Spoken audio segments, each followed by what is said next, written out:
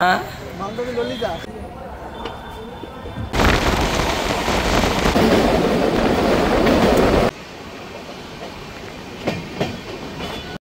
Welcome. আমরা এখন যাচ্ছি অমরনাথ যাত্রায়। আর অমরনাথ যাত্রায় যাওয়ার যে প্রথম ধাপ সেটা হচ্ছে যে জম্মুতে পৌঁছানো কলকাতা থেকে। আর কলকাতা থেকে জম্মুতে পৌঁছানোর জন্য মধ্যবিত্তের কাছে যেটা সবচেয়ে বড় উপায় সেটা হচ্ছে ট্রেন। তাই এই ভিডিওতে আমি দেখাবো সেই ট্রেন জার্নিরই অভিজ্ঞতা। অলরেডি আমরা পৌঁছে গেছি কলকাতা স্টেশনে আর ওয়েট করছি। আর ওদিকে ডিসপ্লে বোর্ডে দেখাচ্ছে যে 13151 যে কলকাতা থেকে জম্মু ট্রেনটি, সেটা অলরেডি দিয়ে দিয়েছে 5 নম্বর প্ল্যাটফর্মে। আমরা এবার ট্রেনে উঠবো। তাই কলকাতা স্টেশনের যে ফুড প্লাজা সেখানে আমরা অলরেডি চলে এসেছি লাঞ্চ করতে। আর এখানকার খাবার কিন্তু অসম্ভব সুন্দর, সবাই কিন্তু ট্রাই করতে পারো। আমরা ট্রেনে উঠে পড়েছি আর ট্রেন ছেড়েও দিয়েছে। ঘড়িতে এখন বাজে 11:45 আর টাইমও ছিল 11:45। ট্রেনটা সবেমাত্র জাস্ট জার্নি স্টার্ট করেছে। আর কলকাতা স্টেশন ছেড়ে আমরা জম্মুর উদ্দেশ্যে রওনা দিলাম। অমরনাথ যাত্রার এখান থেকেই আমাদের শুরু হলো। ধীরে ধীরে ট্রেনটা কলকাতা স্টেশন ছেড়ে যাচ্ছে এবং আমরা জম্মুর দিকে এগিয়ে চলেছি। দেখা হবে অবশ্যই বিভিন্ন জায়গার যে ভিডিও। 45 ঘন্টার জার্নি ট্রেনটার। এবং বলেই রাখি প্রায় 1996 কিলোমিটার রাস্তা। কলকাতা থেকে জম্মুর রাস্তা হচ্ছে 1996 কিলোমিটার এবং প্রায় 45 ঘন্টার জার্নি। অন্য কোনো ট্রেন এই ডেটে পেলাম না, কারণ আমাদের যে ডেট রেজিস্ট্রেশন আছে বা পারমিট আছে অমরনাথ যাত্রার জন্য, একমাত্র এই ট্রেনটাই হচ্ছে আমাদের ভরসা। তাই এই ট্রেনের ওপরেই আমরা ভরসা করে এগিয়ে যাব অমরনাথ যাত্রার দিকে।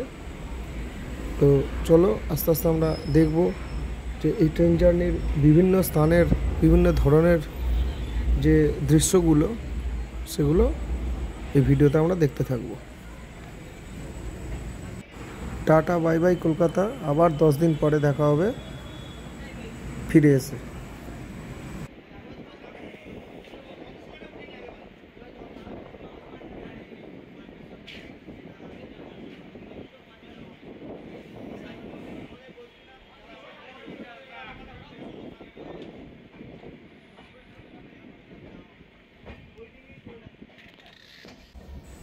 একটু বৃষ্টি হয়েছে আর এরকম মেঘলা ওয়েদার, চারিদিকে সবুজের আভা। সত্যি প্রকৃতিকে এই জানলা দিয়ে দেখতে খুব সুন্দর লাগছে। অসাধারণ দৃশ্য দেখতে দেখতে আমরা জম্মুর দিকে কিন্তু এগিয়ে চলেছি। ট্রেনে প্রায় 2 ঘন্টা অতিক্রান্ত। আর আমরা এখন যে স্টেশনটা ফেলে চলেছি সেটা হচ্ছে শক্তিগড়। এটা আমরা কম বেশি সকলেই প্রায় জানি। বেশ ভালো বৃষ্টি হচ্ছে, জানালা দিয়ে আমরা দেখছি। আর ওই দূরে ইস্টার্ন ঘাট যে রেঞ্জ সেটা কিন্তু শুরু হয়েছে।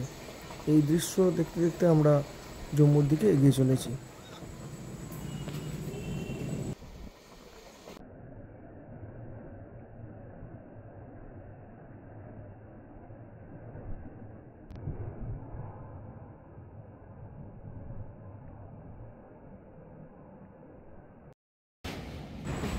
এখন আমরা যে ব্রিজটা ক্রস করছি এটা হচ্ছে বরাকর নদীর ওপর তৈরি হওয়া বরাকর ব্রিজ। অসম্ভব সুন্দর একটা দৃশ্য, কারণ বরাকর নদী আমাদের কাছে খুব বিখ্যাত, দামোদরের একটা উপনদী। আর এই নদী থেকেই বেশিরভাগ আমাদের যে অঞ্চলগুলোতে বালি সাপ্লাই হয়ে থাকে। এখন কিন্তু নদীতে পুরো জলে ভর্তি। এই বরাকর নদীর যে রূপটা আমরা এখন দেখছি এটা একমাত্র বর্ষাকালেই দেখা যায়, বাকি সময়ে কিন্তু নদীটা পুরোপুরি শুকনো হয়েই থাকে।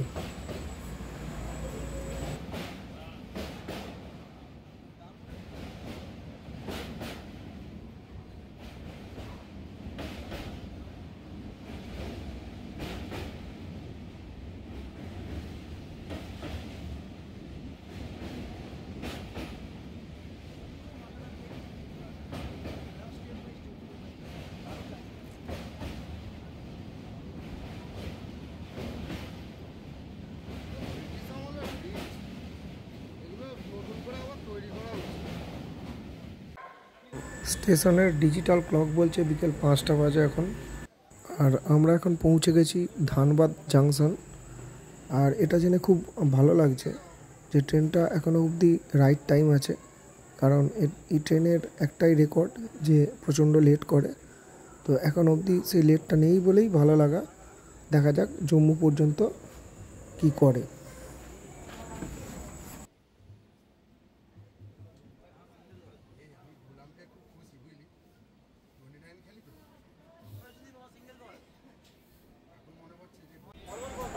প্রায় 45 ঘন্টার জার্নি, আর টাইম পাস করার উপায় তো বের করতে হবে। এই উপায়ে কিন্তু অনেকক্ষণ ট্রেনে সময় কাটানো যায়, তাই সঙ্গী সাথীরা আর দেরি করেনি, শুরু করে দিয়েছে। ইস্টার্ন ঘাটকে ক্রমশই আমরা পাশে নিয়ে এগিয়ে চলেছি। আর জানালা দিয়ে যে পাহাড়টা এখন দেখতে পাচ্ছি, এটা হচ্ছে বিহারের সর্বোচ্চ, যার নাম কিন্তু পরেশনাথ পাহাড়। পরেশনাথ পাহাড়ের ওপর জৈনদের পরেশনাথ মন্দির রয়েছে। এটাও একটা ট্যুরিস্ট স্পট প্রত্যেকের কাছে। আর আমরা এই পরেশনাথকে দেখতে দেখতে ক্রমশই জম্মুর দিকে এগিয়ে চলেছি।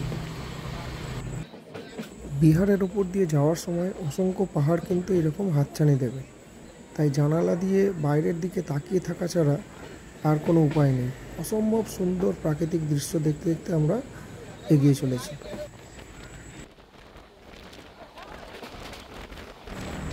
আর মাঝে মাঝে পাশের ট্র্যাক দিয়ে এইরকমভাবে ট্রেনগুলো যখন এগিয়ে যায়, তখন ভালো লাগলেও হঠাৎ করে যেন একটা ভয় ধরে যায়, কি চলে গেল।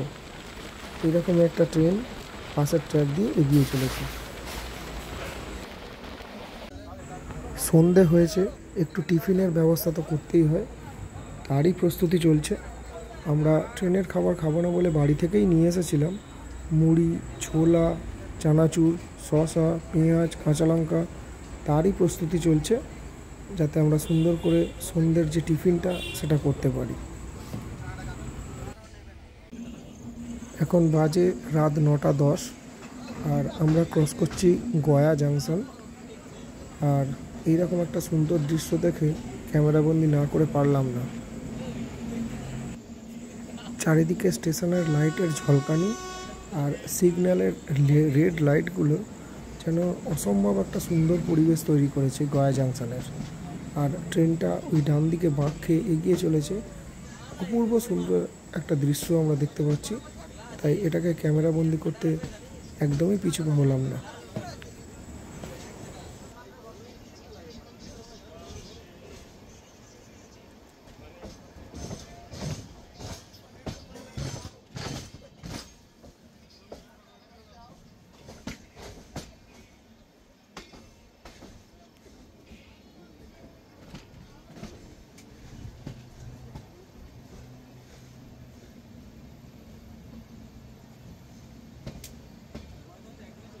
Welcome to MC Music.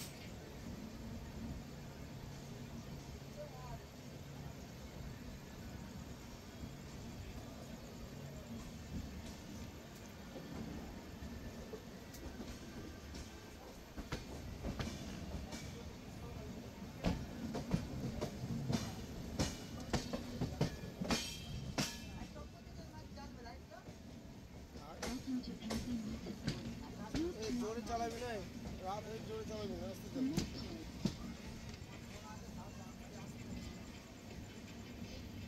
Please connect to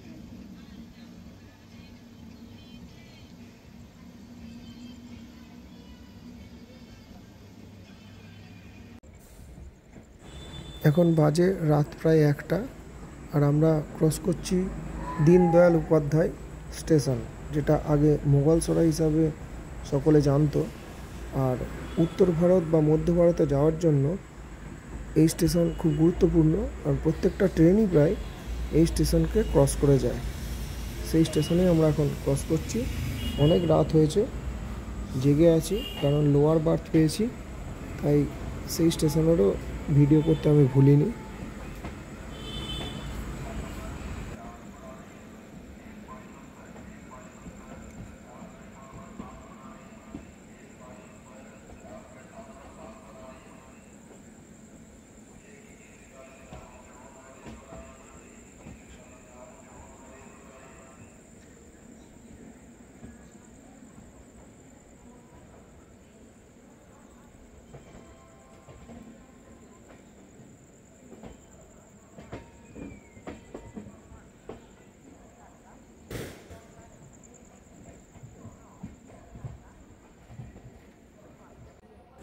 সবেমাত্র সকাল হয়েছে আর আমরা এখন যে স্টেশনটা ক্রস করছি এটা হচ্ছে অযোধ্যা ধাম জংশন।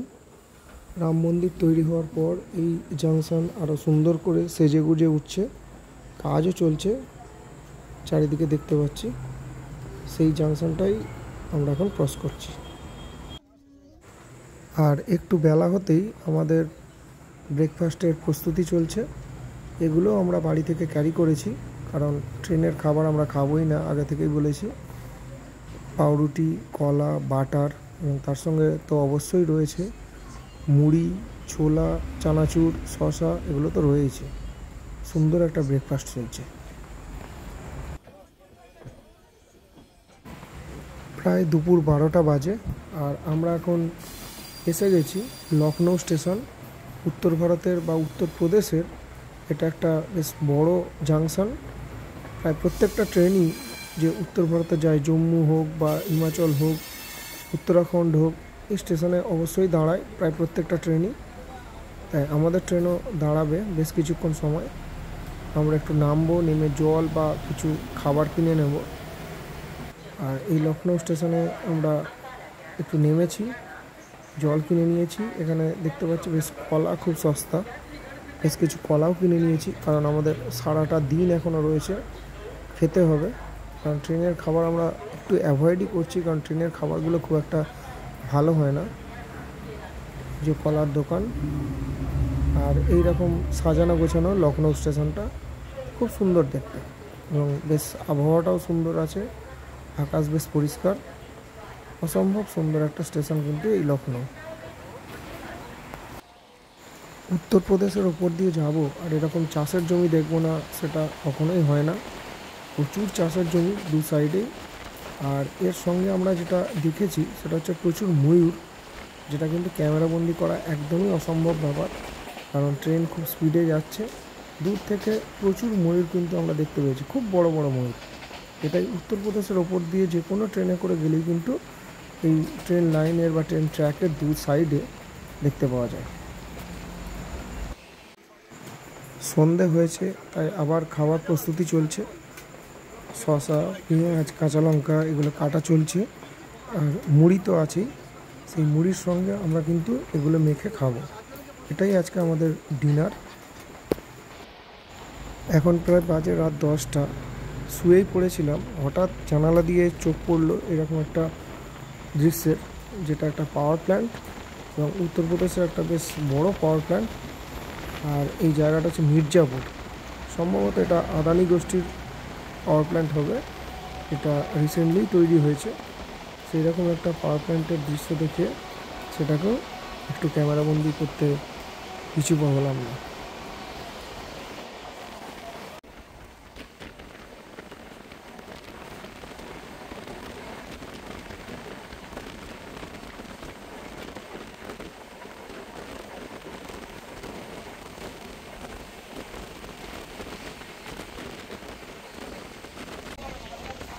সকাল হয়েছে আর জানালা দিয়ে এইরকম একটা দৃশ্য দেখতে পাচ্ছি। সম্ভবত এটা হরিয়ানা, যেখানে রেল ট্র্যাক এবং ন্যাশনাল হাইওয়ে দুটোই পাশাপাশি সমান্তরালভাবে এগিয়ে চলেছে জম্মুর দিকে।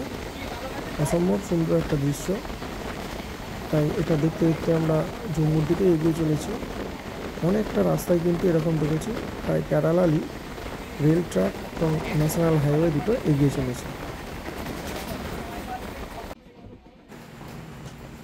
আর আমরা আরেকটু এগিয়ে প্রায় জম্মুর কাছাকাছি চলে এসেছি। আর এই জায়গাটা আমার দেখে এখনও পর্যন্ত মনে হয়েছে ডুয়ার্সের মতো। যারা আমরা বাঙালি দার্জিলিং বেড়াতে ভালোবাসি, তাদের কিন্তু এই রকম একটা দৃশ্য খুব পরিচিত, কারণ ডুয়ার্সের দৃশ্যগুলো ঠিক এইরকমই হয়। দূরে ওই পাহাড়ের হাতছানি, জম্মুর কাছাকাছি আমরা পৌঁছে গেছি। আর ঠিক এই রকমের দৃশ্য আমরা দেখতে দেখতে এগিয়ে চলি দার্জিলিংয়ের দিকে। ঠিক সেই রকমের সেম দৃশ্য কিন্তু আমরা এখানে দেখতে পাচ্ছি। জম্মুর কাছাকাছি আসলেই সামনে এরকম পাহাড়ে হাতছানি আর বেশ কতগুলো এরকম রেল ব্রিজ ক্রস করে আমরা এগিয়ে চলেছি। আর এরকম রেল ব্রিজগুলো ক্রস করে অবশেষে আমরা জম্মু স্টেশন পৌঁছে গেছি। এই হচ্ছে জম্মু স্টেশন। আর সবচেয়ে ভালো লাগা যেটা, সেটা হচ্ছে যে আমরা একদম রাইট টাইম, কারণ জম্মু স্টেশনে Kolkata Jammu Tawi express maximum time late করে, কিন্তু আমরা একদম যথা সময়ে জম্মু স্টেশনে পৌঁছে গেছি। এটা আমাদের সবথেকে বেশি ভালো লাগে। তো এই ছিল আমাদের কলকাতা জম্মু তাওয়াই এক্সপ্রেসের ট্রেন জার্নি, এটা সবার সঙ্গে শেয়ার করলাম। ধন্যবাদ সকলকে ভিডিওটা দেখার জন্য।